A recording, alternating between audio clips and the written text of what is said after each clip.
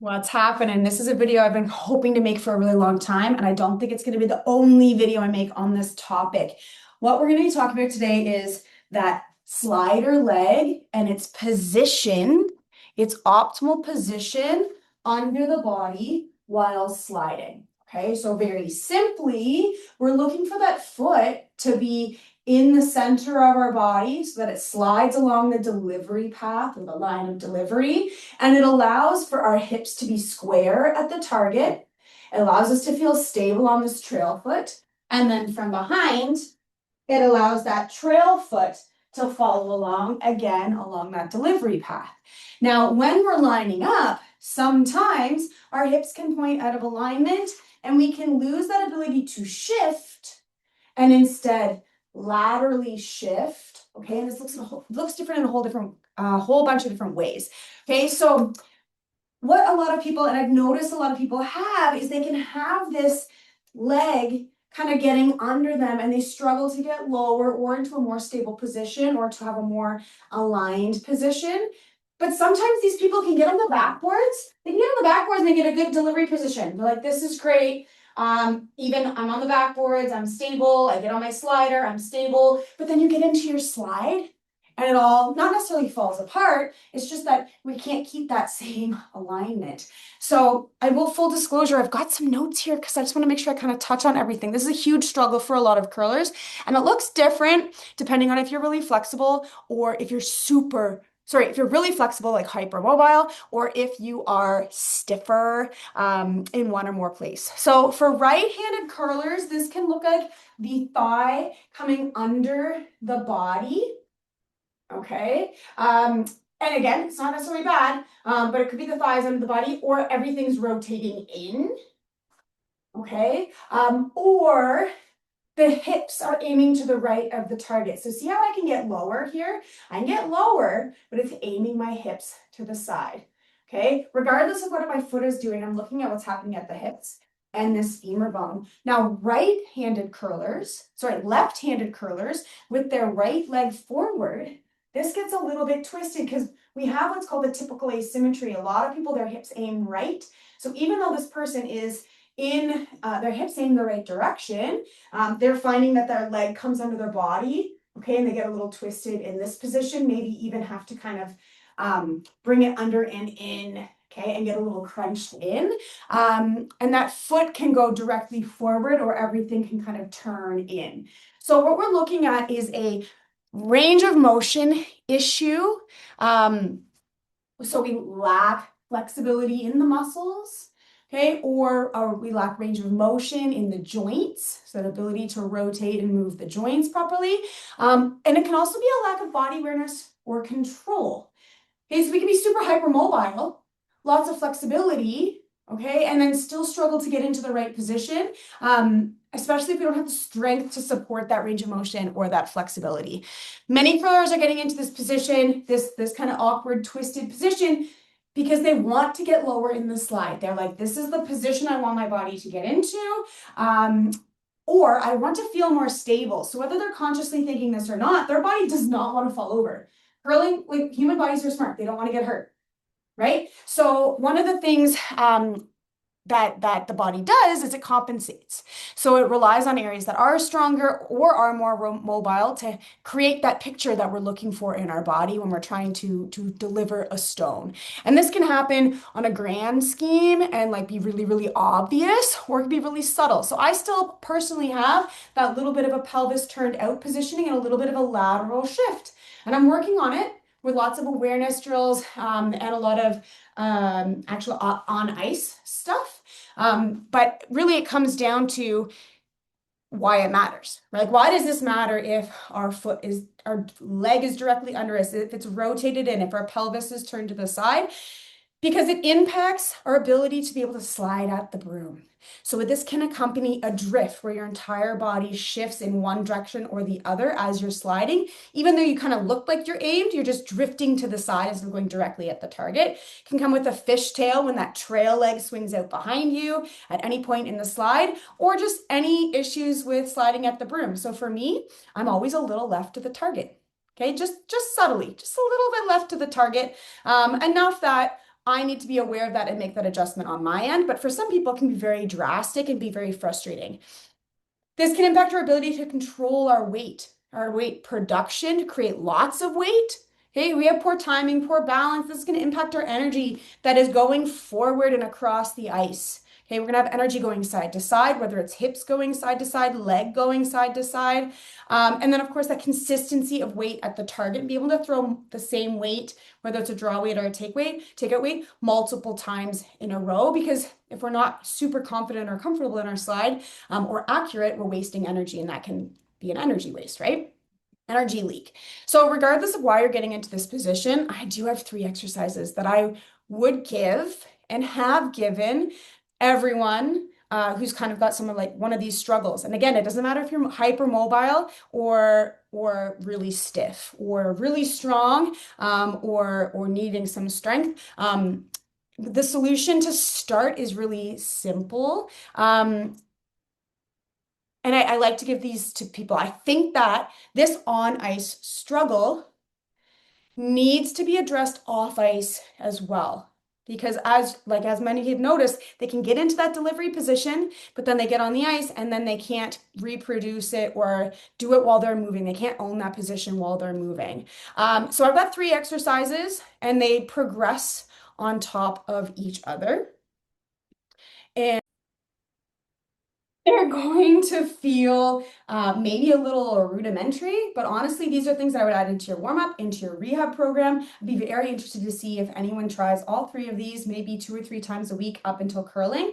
I want to see if that makes it easier to make those technique adjustments. Because is it the awareness, is it the range of motion, or is it the strength that you're missing out on? And these exercises can be really, really helpful for that. So the first one is a side lying knee roll. To be honest, I didn't really fully think about where I was going to do this. So we're going to come over here.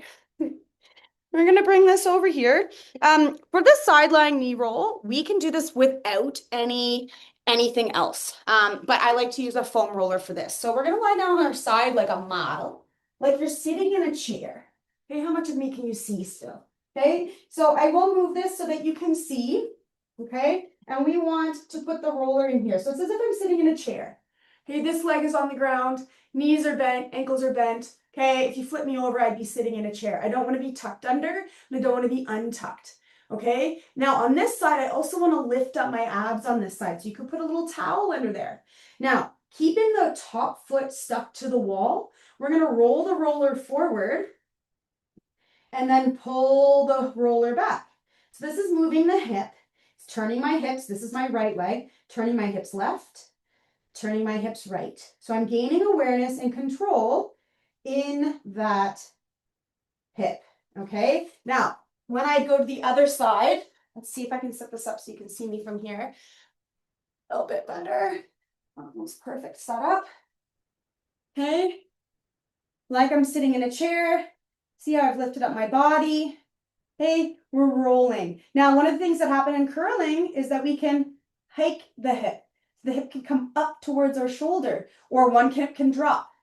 Okay, so you want to be reaching that sit bone all the way towards the wall the whole time. Now, some people have lots of range of motion like myself, and some people don't. Okay, so it's not about moving too far. We're thinking about 2 inches, top knee sliding 2 inches forward, top knee sliding 2 inches back of the bottom knee. Okay, at least, and we don't want the upper body to move. Okay, so this is a good warm-up exercise. We want to unclench and relax the muscles in here. You might feel inner thigh, you might feel in the back hip. Perfectly fine. So starting with the sideline knee rolls gives us a lot of awareness so that we can move into the next exercise. So the half kneeling rock and reach is a pretty nice exercise for taking that. I'm going to do this leg first. Okay, it's a great exercise for taking that sideline knee rolls into a half kneeling position, which is that progression to getting into the slide. So again, not hiking the hip. See how one hip can drop? Okay, foot flat, toes relax, and I'm going to turn. And I'm going to show you this from the side in a moment. Okay, we want the hips to stay level. It's nice that I got 2 different colors, top and bottom here. Okay, hip goes forward, hip goes back. I'm going to show you from the side. Okay, so as the hip comes back, the shin bone tilts back. As the hip turns, the shin tips forward as well. So we're kind of coordinating what's happening in the lower body and the upper body. And then in a perfect world, our rib cage is going to stay in one spot. Now, if I show you this from behind, in the curling position, this is where we get a chance to work on. Actually, let me show you front first. So do this on both sides. We need that awareness on both sides. We need that coordination on both sides. Okay, so if I work on my half kneeling rock and reach, I can then bring this leg forward, this foot forward, and instead of shifting this way, which happens to some people, right? This is one of those presentations where we're open.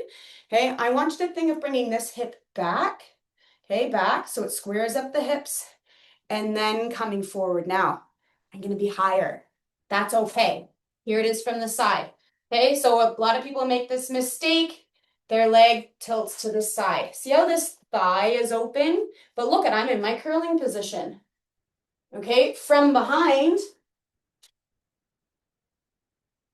I am exaggerating. Okay, from behind, I feel like I'm square, but this is gonna cause a drift or a tail, fish tail underneath. Now watch, when I bring this hip back and then get into the slide, I'm more square. I'm higher up, but I'm more square and stable to the broom. It's going to make me kick at the broom more accurately. It's going to make my balance a little bit better. It's going to decrease chance of injury because I'm not compensating and falling into one hip. And it's going to make, because all those pieces are in place, it's going to make that weight control a little bit better. So we can take this one step further into an isometric split squat. We're going to come back up here. And of course, any type of split squat, any type of single leg exercise, all those things, okay, it's so good for creating control because I'm all about owning that movement. Okay, I want you to own the curling movement, which means you can get into that position. So a split squat, okay, 90 degrees, okay, sorry, at all angles, maybe if anything, the heel underneath. Split squats go straight up and down, whereas lunges go forwards and backwards. Okay, so split squats up and down. I want you to hold the bottom of the split squat because now we get this chance. Okay, are we opening or are we rolling this thigh in and pulling this hip back to keep the hips level and square to the target? Can you hold it in curling? Can you hold your slide position?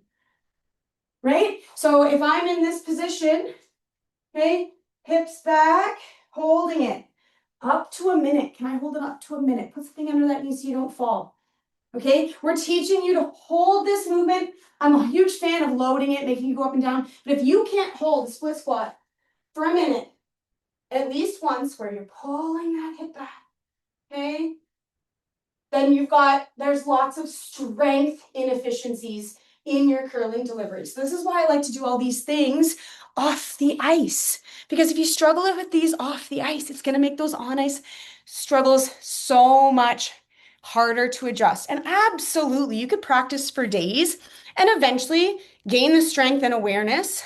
But these are 3 exercises you can do off the ice. The first 2, side-lying knee rolls, half kneeling rock and reach, every day. Do it as part of your warm-up.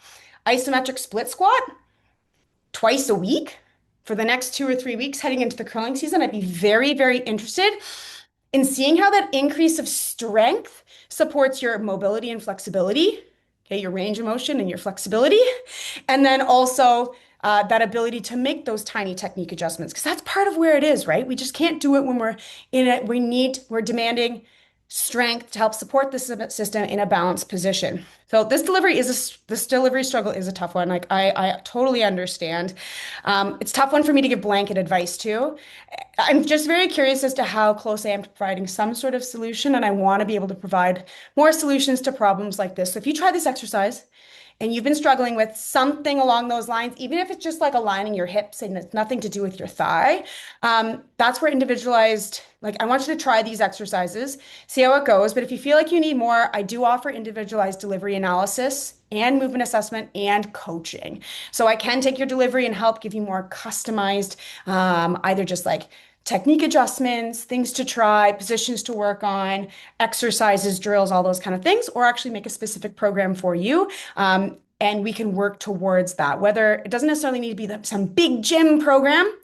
It could be, but it also could be more of like a rehab type as we're trying to build that awareness, build that strength, and help you find a comfortable slide position that you can repeat and feel balanced in and create power and have weight control. Okay, so in my delivery audits, you send me videos of your slide and I help you troubleshoot what's happening. So we can work on how to adjust your technique to include specific off-ice exercises to help you make that change. And then also the EP Lab. Okay, this is kind of my all year round, all encompassing. I'm going to have themes per month. Guess what? This one is kind of part of September. EP Lab is also finishing up the off ice season in September. And in October, we're shifting to a mix of on ice and off ice recommendations. We're kind of going back into that in season so we can help take your training onto the ice and kind of solve a lot of those problems that a lot of people are working towards. So if this is something you're struggling with, that femur bone, that thigh bone, your alignment in your delivery, your balance, I would love to see what you're working with, what you're working on, how things are going. I mean, I promise that I'm really interested to see how this goes. So Coach Steph out.